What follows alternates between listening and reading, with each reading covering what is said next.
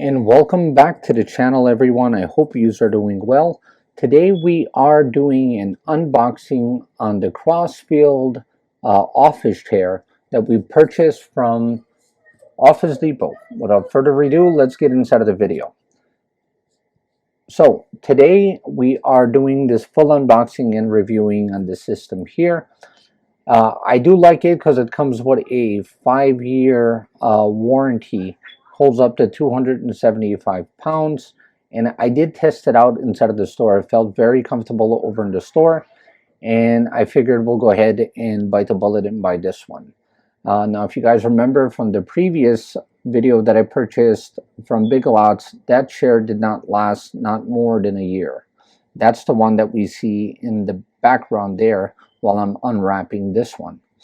But you will not need any tools whatsoever when you buy this chair, because it does come with everything you need inside of the box. But you will need at least 2 people to help you. As you guys can see, I have 3. I have Twinkie, my dog, and Scarlett, my daughter, helping. And Scarlett is young, but she was a lot of help with this build.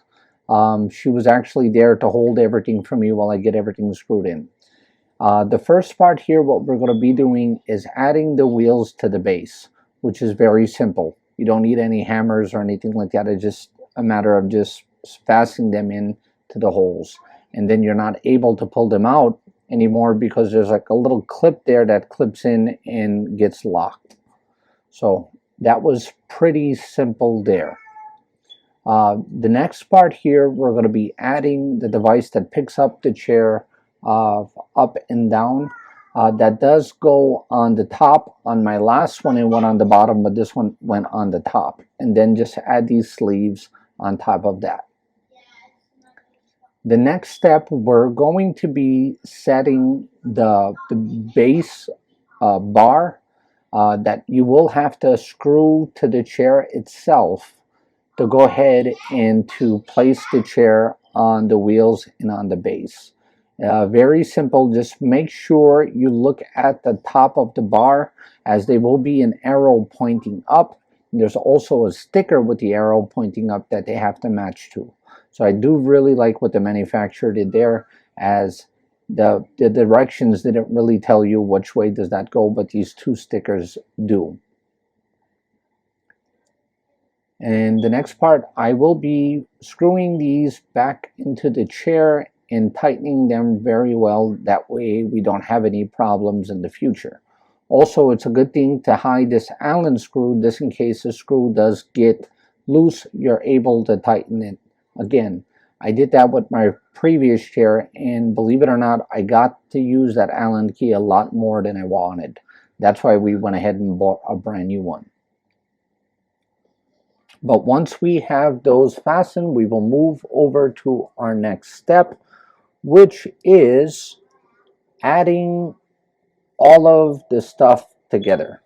And that was the fun part, and that's when you would need 2 people to help you, because you will need 1 person holding the base and another person adding the chair, the top of the chair, to that hole, as you can see we will be doing in the next clip.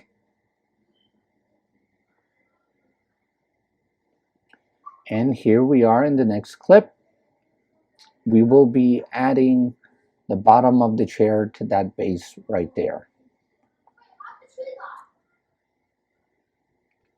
Terribly sorry about the view, guys. I was having Scarlett record at the time, and she didn't do a very good job there. So that's why the rest of the video we're going to be using our tripod.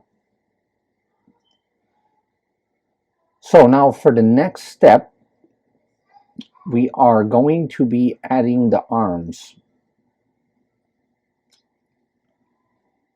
And in the arms, make sure you look at this piece here that I'm actually pointing out to you, because that's going to determine your left from your right.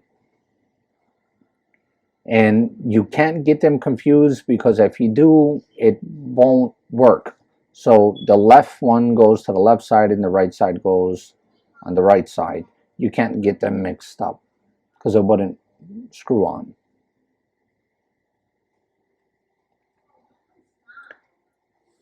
And as you guys could see, we have that all together. We have one side. We will be adding the other side momentarily.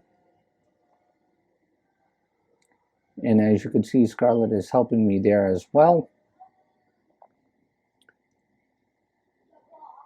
So now in the next step, we did add the back of it. Scarlett actually wasn't recording, so I'm terribly sorry we didn't get to get that also on the camera. But now I am adding the caps that you just have to push in, like I'm doing there, and those cover the screw holes. But if it does get loose, all you have to do is use your fingernail to go ahead and pop them back out. So that is a very simple thing to do.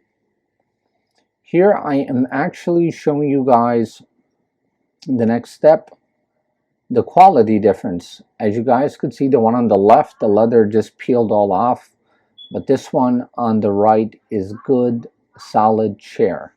I mean, I usually, when I'm in my home office, I'm there for hours, so I need something comfortable to stay on.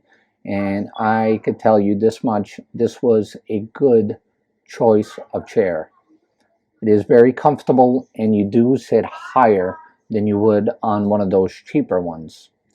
And that pretty much brings our video to the end, guys. I hope you do enjoy the